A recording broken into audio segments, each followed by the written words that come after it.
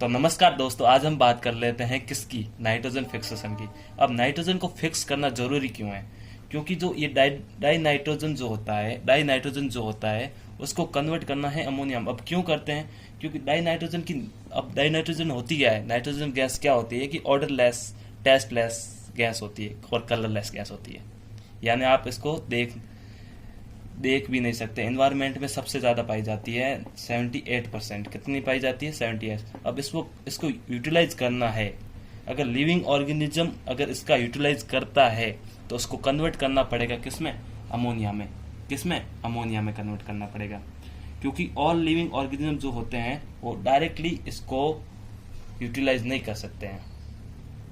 बंद कर। Mainly 2 process है जो कि क्या है, हेल्प करते हैं किसको, डाई नाइट्रोजन को अमोनिया में कन्वर्ट करने में। अब कैसे करते हैं? अब देख लेते हैं कि बायोलॉजिकल प्रोसेस भी सबसे इंपॉर्टेंट है एंड देन इंडस्ट्रियल प्रोसेस भी सबसे इंपॉर्टेंट है। अब इंडस्ट्रियल प्रोसेस कौन सा होता है कि हेबर प्रोसेस जो होता है वही एक इंडस्ट्रियल प्रोसेस है, जिसमें क्या होता है कि हाई टेम्परेचर भी लेते हैं और हाई प्रेशर भी लिया जाता है। अब हम बात कर लेते हैं किसकी, एनर्जी प्रोफाइल डायग्राम की। तो यहाँ पे क्या दिया हुआ है, रिएक्शन कोऑर्डिनेट। यहाँ पे रिएक्शन कोऑर्डिनेट दिया हुआ है और यहाँ पे क्या दिया हुआ है, एनर्जी। अब हम ये कहते हैं कि डायाजिन जो होती है, मतलब यहाँ पे क्या है, डाई नाइट्रोजन है, यहाँ पे क्या है, अमोनिया है। अब डायाजिन और यहाँ पे हाइड्रोजन की क्या है, एनर्जी जो है बहुत हाई है, यानी थर्मोडायनेमिकली अनफेवरेबल है। ये जो कंडीशन है ये क्या है, थर्मोडायनेमिकली अनफेवरेबल है।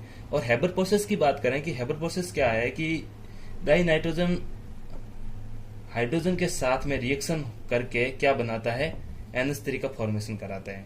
किसका? NH3 का फॉर्मेशन करता है।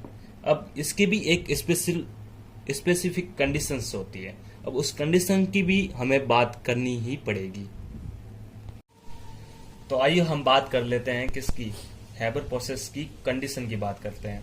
तो कि 1:3 में क्या लेते हैं हम, 1:3 में क्या लेते हैं, नाइट्रोजन एंड हाइड्रोजन लेते हैं। उसी को रिएक्ट किया जाता है 500 डिग्री सेल्सियस या फिर कहें हम 400 डिग्री सेल्सियस और 500 डिग्री सेल्सियस के बीच का टेम्परेचर होता है। और एटमॉस्फेयर कितना लिया जाता है? एटमॉस्फेयर लिया जाता है 200 एंड 400 के बीच में, 200 एंड 400 के बीच में। अगर हम बात करें इसका फॉर्मेशन जो हो रहा है, किस कंपाउंड की फॉर्मेशन हो रही है, अमोनिया की फॉर्मेशन हो रही है। किस कंपाउंड की फॉर्मेशन हो रही है? अब इस अमोनिया को फर्टिलाइजर की तरह भी यूज कर लेते हैं। तो इसको किससे रिएक्ट किया जाता है कि स्टील का यूज किया जाता है। स्टील का एक कंटेंट रिएक्टर होता है, उसमें लिया जाता है CO2 एंड अमोनिया लिया जाता है और उसी को मिक्स करके क्या बना दिया जाता है, यूरिया बनाया जाता है। और ह्यूमन, चलिए आगे चल लेते हैं। तो अब आगे चलते हुए हम बात कर लेते हैं बायोलॉजिकल नाइट्रोजन फिक्सेशन की। किसकी बात कर लेते हैं? बायोलॉजिकल नाइट्रोजन फिक्सेशन की। अब बायोलॉजिकल नाइट्रोजन फिक्सेशन क्या होता है कि राइजोबियम नाम का प्रोकैरियोट्स होता है, उसमें क्या पाया जाता है, नाइट्रोजनेज एंजाइम पाया जाता है। और ये फैसिलिटेट करता है, डाई नाइट्रोजन को कन्वर्ट करता है अमोनिया में। यानी फैसिलिटेट किसको कर रहा है, डाई नाइट्रोजन इनटू अमोनिया।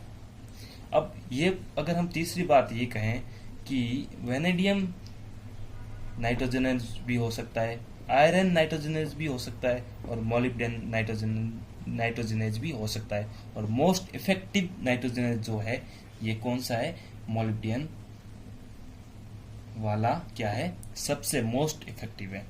अब मेटेलोप्रोटीन क्या होते हैं? मेटेलोप्रोटीन ये होते हैं कि जैसे कि हीमोग्लोबिन हो गए वगैरह, ये सब क्या है, मेटेलोप्रोटीन है। क्या है? मेटेलोप्रोटीन है। जैसे कि हीमोइरिथ्रिन हो गया, हीमोसाइनिन हो गया, ये सब क्या है, मेटेलोप्रोटीन है। और इसी में का अब मेटेलोप्रोटीन कौन कौन से हो सकते हैं कि MFE। यहाँ पे M क्या है, वेनेडियम हो सकता है, M की जगह कोई भी मेटल हो सकता है।